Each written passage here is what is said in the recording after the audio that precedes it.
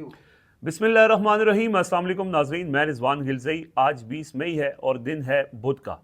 गुज़श्ता रात धरना ख़त्म होने के साथ ही ये ऐलान किया गया था कि अलीमा खान साहिबा और सोहेल आफरीदी आज प्रेस कॉन्फ्रेंस करेंगे और उसके अंदर आइंदा का लाए अमल बताएंगे। आज केपी हाउस में ये प्रेस कॉन्फ्रेंस हुई, बड़ी डिटेल प्रेस कॉन्फ्रेंस थी।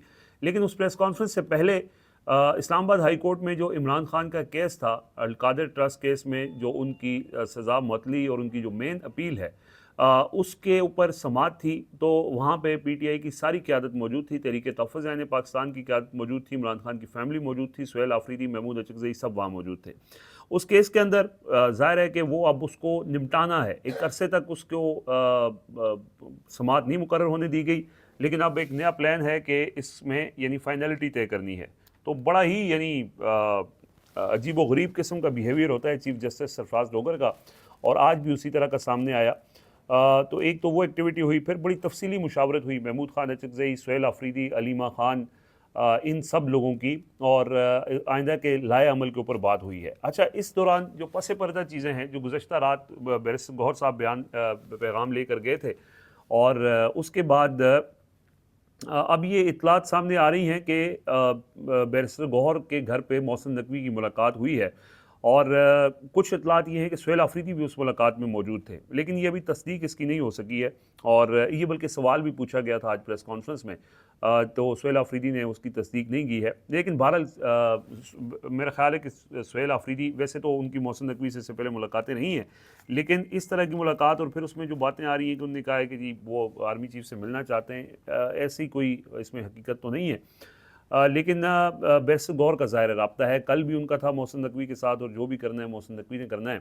और अब ये जो आज की प्रेस कॉन्फ्रेंस है, वैसे तो ज़ाहिर है कि उसके जो कंटेंट है उसके ऊपर उन्होंने जो एक तो लाएअमल है वो उन्होंने बताया है कि हम जो मंगल है, अगला मंगल, और अगला मंगल ज़ाहिर है वो ईद की छुट्टियों वाला मंगल आ रहा है, तो ईद की छुट्टियों के बाद जो मंगल होगा उसमें वो दोबारा आएंगे। ये अलीमा खान साहिबा ने इसकी वजाहत की कि अगले मंगल का मतलब ये है कि ईद के बाद वाला जो मंगल है उसमें, यानी मामला 2 हफ्तों पे चला गया है।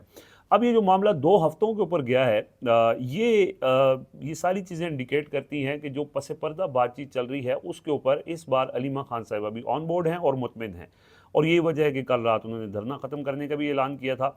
अब पस पर्दा बातचीत कितनी संजीदा है और क्या वो दिला सकेगी, तहरीक इंसाफ हो, या इमरान खान हो, या उनकी फैमिली हो, बुशरा बीबी हो, इस पे जो उनको ब्रीफिंग्स दी गई या जो बातचीत या जो यकीन दहानी करवाई गई है, उसके बाद वो मुतमिन नजर आई। आज सबसे इम्पोर्टेंट चीज़ ये हुई कि उन्होंने अप्रिशिएट किया पीटीआई की क़यादत को, एमएनएस को, एमपीएस को, और तमाम लोगों को जो इससे पहले वर्कर्स की नज़र में, सोशल मीडिया की नज़र में डिस्क्रेडिट हो गए। तो उसको अलीमा खान साहिबा, क्योंकि जितने भी पीटीआई के फॉलोअर्स हैं, ख़ासतौर पे सोशल मीडिया है, वो सिर्फ इमरान खान की बहनों के ऊपर ही एतमाद करते हैं, तो आज उन्होंने बाकायदा एतमाद का भी इजहार किया, और वो खुश नज़र आ रही थी, यानी वो मुतमिन नज़र आ रही थी।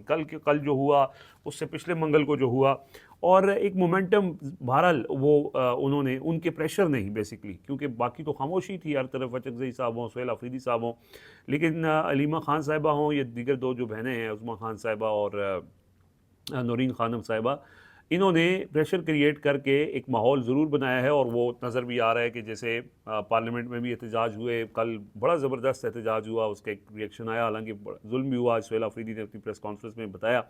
और उसके बाद अब वो, उनके चेहरे के ऊपर इत्मीनान भी है, और वो एक तरह से मुतमिन ज़रूर नज़र आती हैं।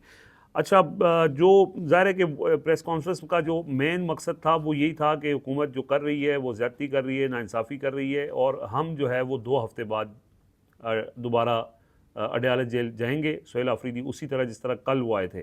वैसे तो कल उनके साथ वर्कर्स की बहुत बड़ी तादाद नहीं थी, और इसलिए भी नहीं थी कि शायद वो, उन्होंने कॉल भी नहीं दी थी कि कोई बड़ी तादाद में लोगों को इकट्ठा किया जाए। लेकिन बहरहाल ये जो है वो एक तो इनका, यानी इसके ऊपर अब एक जो पॉजिटिव चीज़ हुई है वो ये हुई है कि सब लोग इकट्ठे बैठ के उन्होंने मशवरा किया, और उस मशवरे से जो है उन्होंने ये प्लान तरतीब दिया है।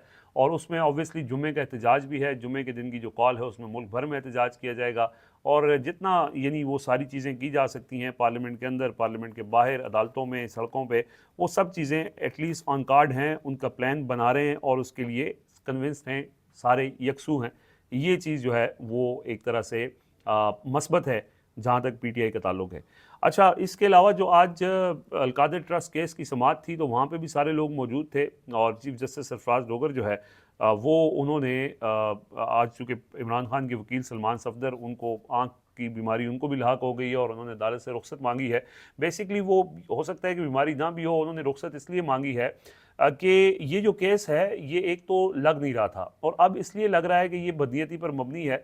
वो ये चाहते हैं कि इस केस का फैसला हाई कोर्ट से इमरान खान के खिलाफ आ जाए और फिर इस मामले को आईनी अदालत में भेजा जाए। हालांकि ये फौजदारी मुकदमा है, ये आईनी मुकदमा नहीं है, ये आईनी अदालत में जा ही नहीं सकता है, लेकिन प्लान यही है कि आईनी अदालत में भेज के वहाँ से इसके ऊपर स्टैंप लगा दी जाए और फिर इमरान खान के पास अपील का हक ही ना हो।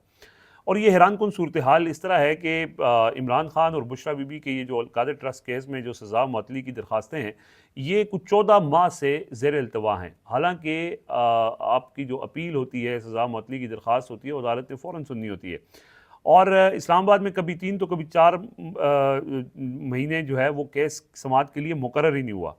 नैब ने इसके अंदर 5 दफ़ा इल्तवा मांगा और नैब की जो इल्तवा की, यानी नैब ने कहा इसको डिले करें और उस डिले की दरख्वास्त को बार बार मंजूर किया जाता रहा। यानी ख़ुद अदालत या हुकूमत ये चाहती थी ये केस डिले हो, क्योंकि मेरिट के ऊपर अगर इसको सुना जाए तो इमरान खान की रिहाई बनती है, लेकिन इसको डिले किया जाता रहा, कोई ऑर्डर जारी नहीं हुआ, ना अदालत का रवैया जारहाना हुआ।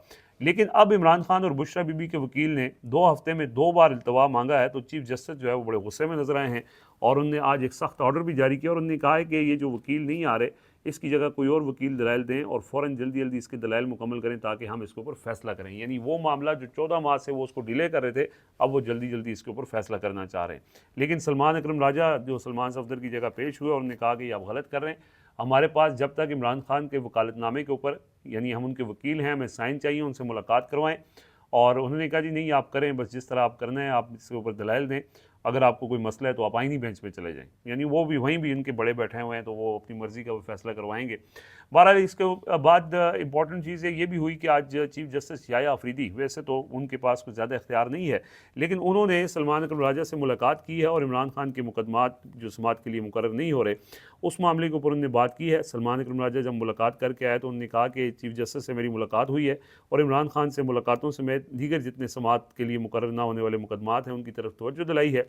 तो चीफ जस्टिस ने मुतल्लिका अफसरान को बुलाकर हिदायत जारी की है कि और मुझे यकीन दिलाया है कि ईद के बाद मुकदमात मुकर्रर कर दिए जाएंगे। ये एक अच्छी पेशरफ्त, तो उन्होंने इसको अच्छी पेशरफ्त करार देते हुए इसको मस्बत समझा है कि ईद के बाद जो है वो इमरान खान के केसेस समाअत के लिए मुकर्रर हो जाएंगे। ये चीफ जस्टिस ने यकीन दहानी करवाई है।